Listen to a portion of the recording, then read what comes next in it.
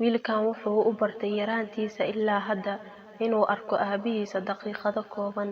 Daqiiqadahaasna waxay ahaan jireen subaxii oo keliya markuu aadayo iskuulka aabihiisana uu shaqada u socdo, taasoo uu ka soo laabanayo habeenkii xilli dambe oo uu markaas seexday wiilkii yaraa.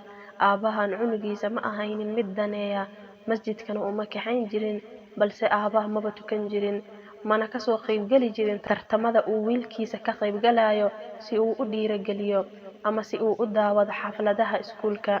Aabaha mashquulkiisa joogtada ah awgii, wiilkiisa ma daryeeli jirin.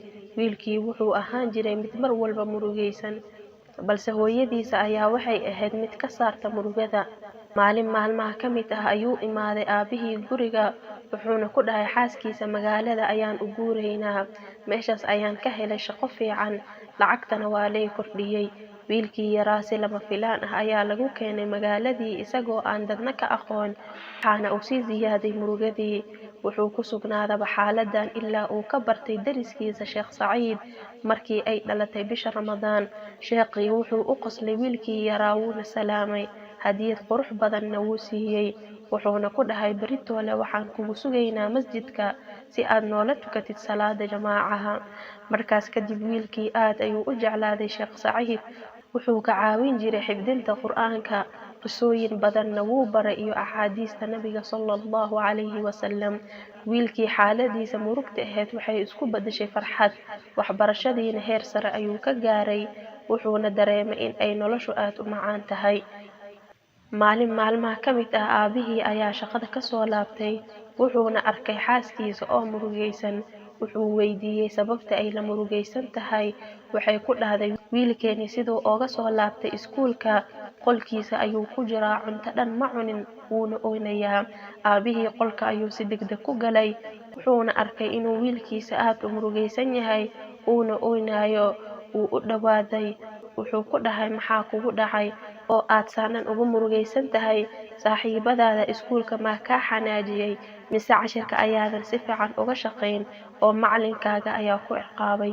Wiilkii madaxa ayuu kor u soo qaaday, markaas ayuu ku dhahay maya, qofna wax iguma samaynin, laakiin deriskeenii adeer Saciid ayaa dhintay.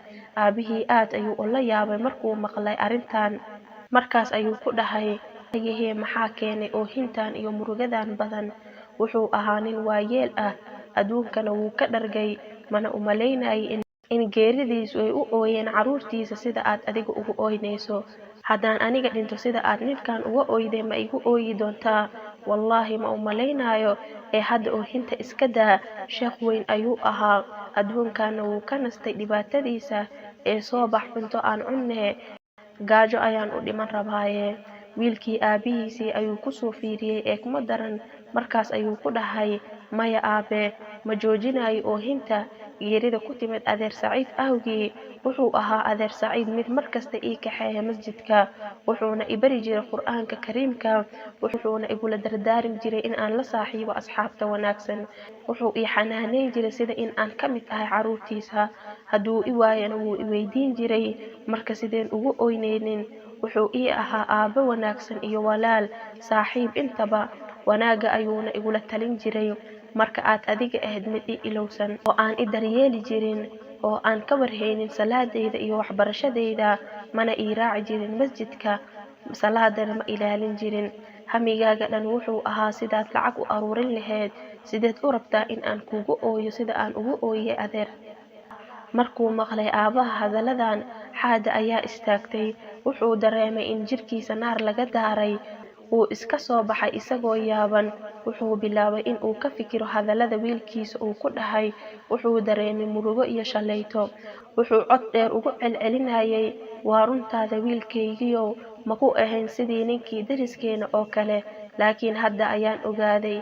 Maxaan ku dayacay tarbiyadaadii iyo waxbarashadaadiina aan dayacay, oo aan ku mashquulsanaa xoolo aruurin. Laakiin hadda waxaa lagama maarmaan ah in aan alle u towbad keeno oo aan u laabto, aan kugu soo celiyo wixii hore, oo aan kugu noqdo sidii adeer Saciid oo kale. Salaadana masjidka ayaan ku wada tukan doonaa, Qur'aankana waan isla akhrin doonaa. Wiilkii sheekadii ayuu maqlay, isagoo u socda qolka aabihiisa si uu u soo raaligeliyo. Aad ayuuna u farxay, laabta ayuuna geliyey isagoo leh hadda waan joojinaa oohinta aabe. Alle wuxuu iigu abaalmariyey wanaagga kuwii jeclaa ee waddada toosan igu hanuuninayay, kuwaasna adiga ayaa ka mid ah. Alxamdulillaah. Hooyadii waxay ahayd mid meel aan fogeynin ka daawanaysa ayadoo ooynaysa, dhinaca qiblada ayayna u jeedsatay wayna sujuuday ayadoo Alle u mahad celinaysa towbada ninkeeda awgii ee sababta u ahaa wiilkeedii yaraa.